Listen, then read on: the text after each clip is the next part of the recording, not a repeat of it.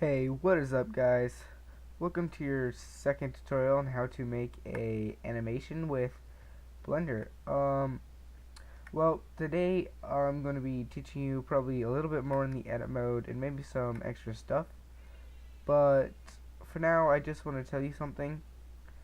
When you can slide this out a little bit, and you can click on this camera. Right here it'll say animation, and it'll render everything, the lighting and everything. It'll pretty much make it like an animated movie. uh it might be slow.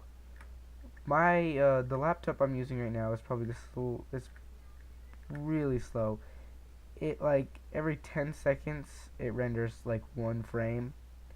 So I'm just sticking to down here where it's showing the animation. But if you want to see it, if if your animation is pretty good, like if you're using a supercomputer or something, go ahead and click this animation thing. Um, so right now, I also want to show you something about the camera. You can change the way the camera is too, so we can say like from 0 to 80, like we want it to follow the cube, right? So let's go back here to 0, and let's press I to lock its location, rotation, and scale at this frame. And let's say at the very end of it, so at 80. So you have to make sure that you click on where you want it to be first. So at 80, when the cube is all the way down like that, we want it to be right here. So press Alt R. What was that? Sorry. Press Alt R to clear the camera's rotation. So if you press Alt R, it clears everything's rotation, and it just pretty much makes it how it was first facing when it was made. So do that, and then press R to rotate it, and let's rotate it on the Z axis. So press Z, and let's rotate it 180 degrees. So just type in 180, and let's just move it a little bit more, and let's rotate it on the X axis. So R and then X. Let's drag it up a little bit so that now we can see our cube. Press G to move an object. So let's just move it so that the cube is in the center, and then press I and then location, rotation, scale. So let's go back to 0 and see how that looks.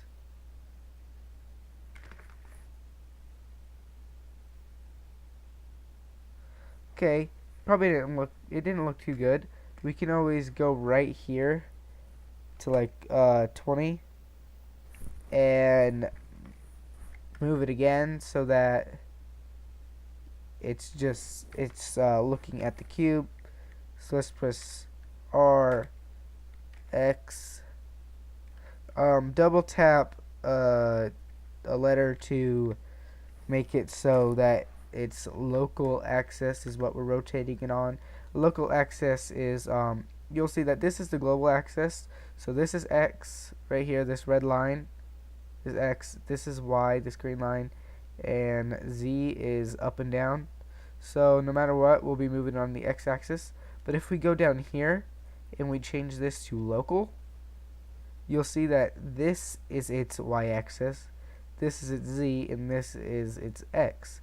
So let's change this back to global, and then go back into camera view. G, not G, but click down your mouse button. Oh, sorry, that's not it either. I'm gonna pause the video. 1 second. Okay, guys, let's press G to move it, and then double tap Z so we. Hold on. Make sure that your camera is selected. Okay, G to move it. Double tap Z, and let's just move our camera out a little bit. R, rotate it on the Z axis, and then R, double tap X to rotate it on its global X axis, and then press I at 20. Make sure that your frame's at 20, and lock its location, rotation, and scale. Let's see how that looks. So there we go. and moves with it, I'd say that looks pretty good. So that is how we can get the camera to follow it. We can also delete these keyframes by going over here to animation, click on our camera, zoom in, and then click on your camera's keyframes. Shift click to select more than one. Delete those keyframes. Let's put it back at 0. Go back into default and click on your camera. Shift click on this block, then press Control P to set the camera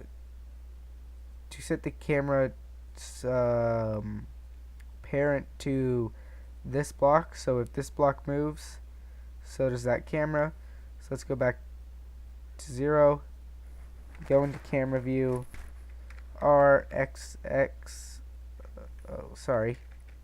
make sure that you only have your camera selected, RXX, so it's facing that way, and then let's play this. So you'll see that it also rotates with it, and it scales with it. So that might not be the best option. So we can always Control Z to undo the parenthood. There we go. Okay. And we can just stick to animating the camera's angles. RXX. Here we go.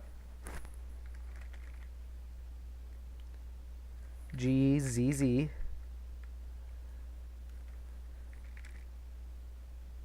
And then let's see how that looks. There we go.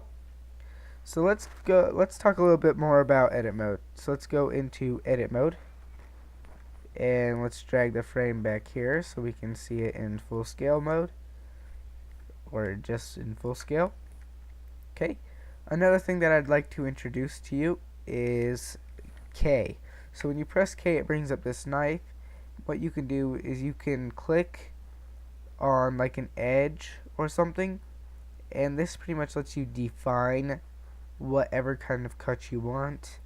If you make really small spaces, you can kind of make a curve, but you know, I can teach you. I'll teach you how to make a better curve just with one line, and probably a later tutorial. But this allows you to make more like detailed cuts. So you pretty much just click and then press E to make a new one, so like this, and then you press enter to save those cuts, and you'll see that we have these funky little faces now, and we can play with those however we want. That's actually a pretty good tool for things. Another thing I'd like to show you is the W button. So let's say we wanted to make this curve out a little bit. So let's go to edge select and click on this edge right here and press W and then go to subdivide, and then down here you'll see that it'll say number of cuts. What subdivide does is it pretty much just puts one cut in with whatever you're clicking, it'll divide it into an equal number of groups. Let's just change the number of cuts probably like up to 8. And then go into vertex select, and you'll see we have all these little dots here, and you'll see that if we just click on one of these dots, we can drag them up like that. One thing you can do is you can press O. When you press O, it puts it into it's proportional editing. It makes it so when you drag one thing up, it affects other things. So there we have pretty much a nice little curve, and that looks pretty cool. I mean, we made a pretty cool shape. In the next tutorial, I will be teaching you probably a little bit about sculpt mode and a little bit more about editing mode. So I will see you in the next tutorial, and bye. Please like and subscribe and comment for more suggestions.